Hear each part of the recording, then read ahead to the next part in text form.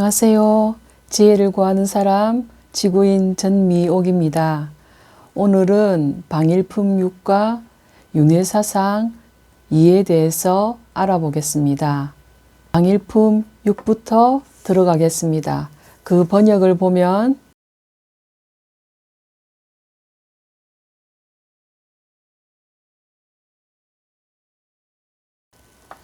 어리석은 사람은 생각에서 벗어나기 어려워 탐욕스럽고 함부로 다투기를 좋아하고 지혜 있는 사람은 항상 조심하고 상가해서 보물을 중히 여기듯 마음을 보호하네. 방일품 6의 번역이었습니다. 풀이를 해보면 탐욕, 성냄, 어리석음에서 벗어나지 못한 어리석은 사람들은 이 첫 번째 문구를 보면 생각에서 벗어나기 어렵다고 나와 있는데, 여기서 생각은 그냥 생각이 아니고 번뇌로 봅니다.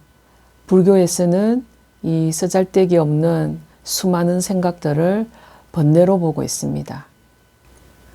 그러므로 생각, 즉 번뇌에서 헤어나기 어려워 탐욕스럽고 단정하지 못한 품행으로 싸우기를 즐겨하고, 반대로 지혜가 있는 사람은 항상 겸손하고 조심하는 마음으로 정중하게 행동해서 우리가 귀한 보물을 소중하게 여기고 조심히 다루듯이 우리 마음을 보물처럼 소중하게 여기고 잘 보호하고 지킨다는 뜻입니다.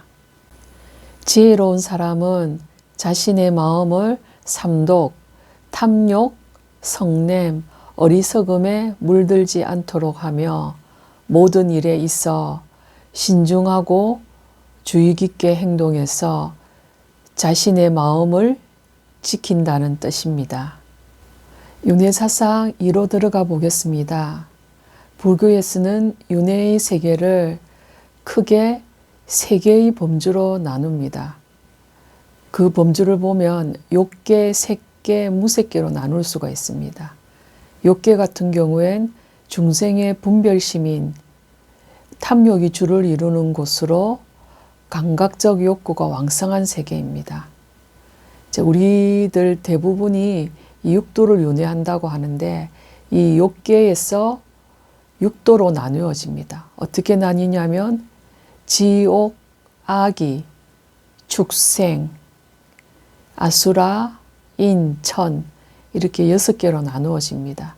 지옥은 다 아실 거고, 아기 같은 경우에는, 아기도 같은 경우에는 이렇게 몸이 산만한데 이 목구멍은 바늘구멍만 해서 항상 이 배고픔에 허덕이는 존재라고 볼 수 있죠. 존재들이 사는 곳이라고 합니다. 이제 아기도 더 깊이 들어가면 이 여러 유형의 아기가 존재한다고 합니다. 그 다음으로 이제 축생. 축생은 말 그대로 온갖 동물, 짐승들을 일컫는 말이죠. 그죠? 그 다음에 축생. 그 다음에 아수라. 아수라 같은 경우에는 여러분들이 일상에서도 많이 들어봤을 겁니다.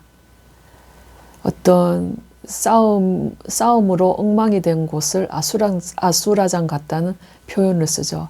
그것처럼 이 아수라의 세계는, 이 아수라도는 싸움과 다툼이 끊이지 않는 곳입니다. 그 다음으로 인. 자, 우리들이 이렇게 사람의 몸을 받고 와서 사는 세계죠. 그죠? 그 다음에 천. 천은 천계, 천상계라고도 할 수 있습니다. 이제 한마디로 선업을 많이 지어서 태어나는 곳이라고 볼 수가 있죠. 하지만 여기 또한 그 자기가 지은 그 선업이 다하면, 그 복락을 다 누리고 나면 다시 또 육도를 윤회해야 됩니다. 욕계는 이렇게 나뉘고, 그 다음으로 색계, 무색계가 있습니다. 색계 같은 경우에는, 색계, 무색계는 둘 다 선정수행으로 태어나는 곳이라고 보고 있습니다.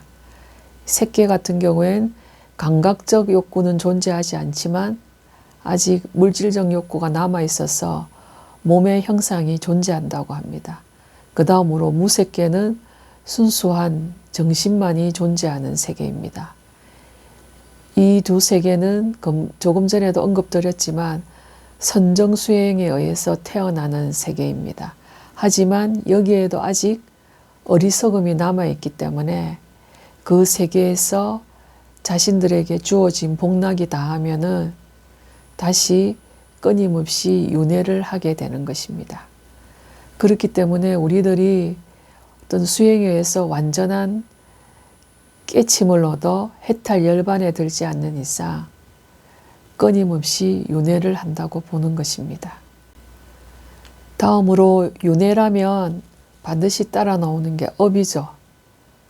우리의 업은 크게 세 개로 나뉩니다. 업도 신구의, 신은 몸으로 짓는 업이죠. 우리가 몸으로 행동하고 구는 입을 말합니다. 입으로 말하는 모든 것들. 그리고 의는 마음으로 생각하는 그 모든 것이 다 업이라고 보는 겁니다. 그래서 크게 신업, 구업, 의업으로 이 삼업으로 나뉩니다. 그 다음으로 이 이제 기본적인 업이 삼업이지만 우리 개인 각각의 자기 카르마라는 게 있습니다. 이 카르마는 산스크리트어로 업이라는 뜻입니다. 우리 개인 각각이 다 같지가 않죠. 그죠? 개인들이 가지고 있는 자기 업이 있는데 요즘 그걸 현대적인 언어로는 어떤 습관, 성향 또는 성격이라고 볼 수가 있습니다. 이 자기 카르마에 따라서 좋고 싫음에 집착하면서 이제 생을 반복한다고 보는 것입니다. 그러므로 윤회를 지배하는 것을 불교에서는 업력으로 봅니다. 그러니까 업의 힘이죠. 그죠? 이 업의 힘, 영어로는 포스라고 하는데 이 힘이라는 것은 눈으로 보이지는 않습니다. 그렇지만 어떻죠? 분명히 존재하고 있죠. 그죠? 이 업의 힘에 의해서 윤회를 하게 된다고 보고 있습니다. 그렇기 때문에 죽음은 끝이 아니고 또 다른 시작이며 금생은 수없이 많은 생 가운데 하나로 매번 이 생을 소중하게 살아야 하고 자신을 함부로 아무렇게나 대해서는 안 됩니다. 그리고 불교에서는 무아를 주장하기 때문에 한 생에서 다음 생으로 옮아가는 영원히 지속되는 영혼이나 자아를 인정하지 않습니다. 우리가 차가 수명이 다하면은 헌차를 버리고 새 차를 갈아타듯 그렇게 영원히 새 차를 갈아타듯 영원히 지속되는 영혼이나 자아는 존재하지 않는다는 것입니다. 그러니까 고정된 실체가 없다는 뜻입니다. 그렇다면 어떻게 윤회가 일어나나 아마 많은 의문이 드실 수 있을 것인데 일단 설명을 드려보면 지금 현재 우리 몸을 이루고 있는 것은 어떤 정신과 물질이라고 볼 수가 있습니다. 우리 이 정신은 매일매일의 경험에 의해서 끊임없이 변해가고 있습니다. 마찬가지로 우리의 이 물질적인 몸도 끊임없이 세포 교체가 일어나고 있습니다. 이 부위에 따라서 세포 교체 주기가 다르다고 합니다. 뼈의 세포 교체 주기가 다르고 우리의 어떤 각각 장기라든지 이 피부나 살 같은 이런 것들이 다 세포 교체 주기가 다르다고 합니다. 그렇게 엄밀히 본다면은 우리가 어제의 나와 오늘의 나가 같다고 할 수가 있으며 어릴 때 나와 지금의 나가 같다고 할 수 있느냐는 것입니다. 하지만 우리들은 어떻게 살아가죠? 항상 어릴 때 나도 나였었고 지금의 나도 나로 보고 있습니다. 하지만 어떤 정신이나 물질의 어떤 정확한 관점에서 본다면 같다고 할 수가 없죠. 그렇지만 우리는 계속 나는 나라는 존재로 지금 이 삶을 살고 있는 거죠.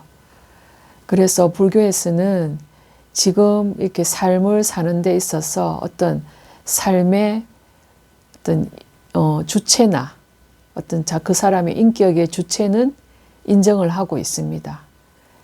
인정을 하고 있지만 이제 이 지금의 삶을 살아가면서 우리들은 윤회를 했다면 저번 생보단 또 다른 수많은 경험과 또 거기에 더해서 또 다른 업을 많이 짓게 되겠죠. 그러한 존재가 다음 생을 받았을 때 과연 완전히 같으냐 다르냐 말을 할 수가 있냐는 뜻입니다. 어떠냐면 예를 들면은 우유를 어떻게 가공하느냐에 따라서 우유에서 버터와 치즈를 얻을 수가 있습니다. 우유에서 버터와 치즈가 나오는데 그 버터와 치즈를 우유와 완전히 같다고도 할 수가 없고 우유에서 나왔기 때문에 완전히 다르다고도 할 수가 없습니다. 또 다른 예를 들면 변태한 나비 같은 경우에 자, 나비가 이렇게 여러 과정을 거쳐서 번데기 과정을 거쳐서 결국은 이제 나비로 나오는 거죠. 그랬을 때 번데기 상태에 있던 나비와 번데기 상태를 벗어난 나비가 완전히 같으냐, 완전히 다르냐 이렇게 말을 할 수가 없죠, 그죠? 이것처럼 우리들이 업력에 의해서 윤회를 하지만 매번 생을 받을 때마다 그 사람이 경험하는 어떤 경험이라든지 짓는 업들이 달라지게 되죠. 그렇기 때문에 같은 존재가 계속해서 윤회를 한다고 볼 수는 없다는 것입니다. 윤회사상 1에서도 말씀드렸지만 윤회설은 우리가 어떻게 살아야 하는지를 가르치는데 목적이 있다고 했습니다. 마찬가지로 업설의 의도는 스스로의 적극적인 노력에 의해 미래의 결과를 만들어 나갈 수 있다는 희망적이고 진취적인 인생관으로 이끌고자 하는데 있습니다. 그러므로 도덕적인 책임과 노력을 강조합니다. 저 또한 제가 직접 죽어보고 겪어본 일이 아니기 때문에 이것이 맞다고 100% 단언할 수는 없습니다. 하지만 그래도 분명한 것은 좋은 행위는 좋은 결과를 가져오고 나쁜 행위는 나쁜 결과를 가져온다는 것입니다.